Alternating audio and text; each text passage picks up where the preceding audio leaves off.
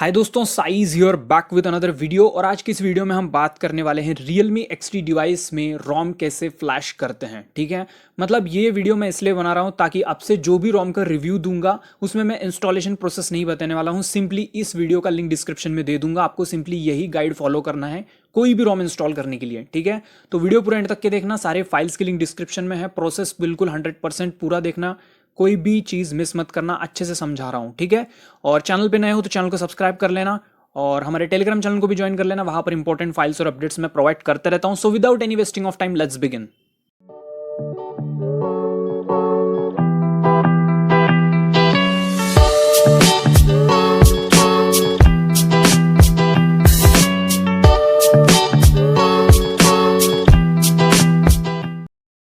तो सबसे पहले हम बात करते हैं रिक्वायर्ड फाइल्स के बारे में, यानी मतलब यहाँ पे जो भी फाइल्स लगने वाले हैं उसके बारे में हम बात करेंगे। तो सबसे पहले तो ये बात ध्यान में लीजिए कि आप कौन सा रोम फ्लैश करने जा रहे हो।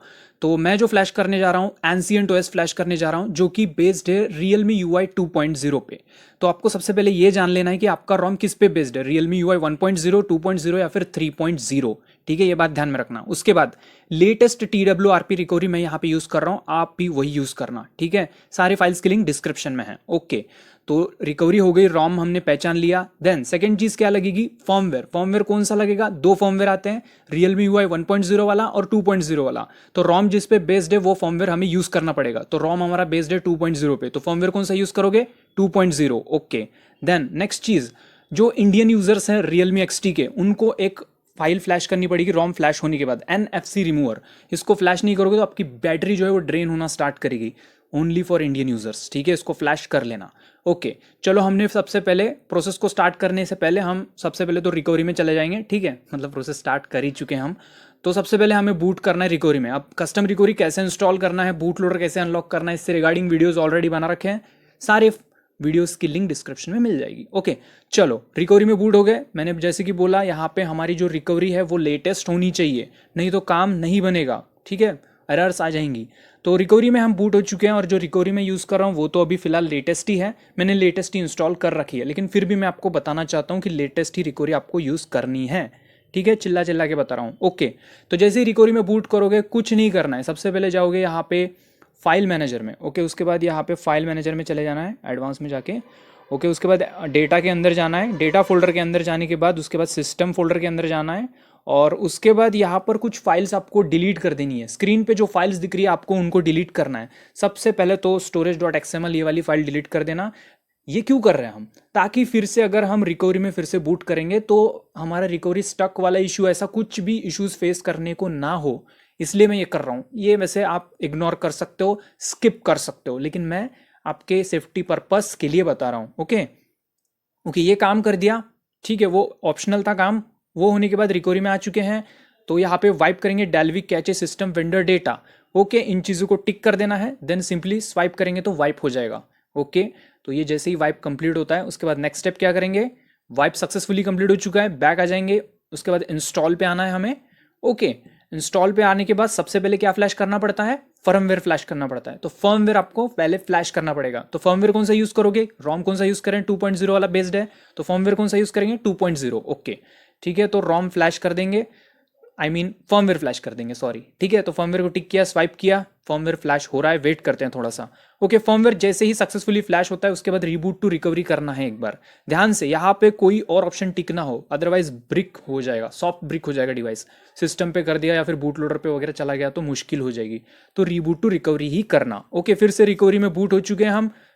रिकवरी में बूट होने के बाद उसके बाद नेक्स्ट स्टेप क्या करेंगे, रिकवरी ओपन हो चुकी है, अब क्या करना है, नेक्स्ट स्टेप क्या करना है हमें।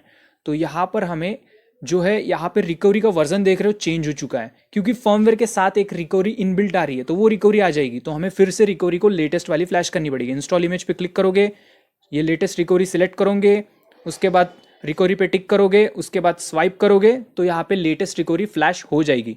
उसके बाद रिबूट टू रिकवरी पे क्लिक कर दोगे, स्वाइप करोगे, उसके बाद यहाँ पे ये फिर से लेटेस्ट रिकवरी पे रीबूट होगा। मैंने ये रिकवरी क्यों फिर से फ्लैश की पता है, क्योंकि जो फर्मवेयर फ्लैश किया था उसके साथ जो है वो एक रिकवरी आती है पुरानी, वो उसके साथ मतलब इनबिल्ट आती है, तो चेंज हो जाएगी। तो हमें लेटेस्ट रिकवरी पे आना पड़ेगा। आगे लेटेस्ट रिकवरी पे नेक्स्ट स्टेप, रोम सिलेक्ट करोगे, स्वाइप करोगे, फ्लैशिंग प्रोसेस स्टार्ट हो जाएगा। ठीक है, अगर जी एप्स वर्जन है तो जी एप्स फ्लैश करने की जरूरत नहीं है।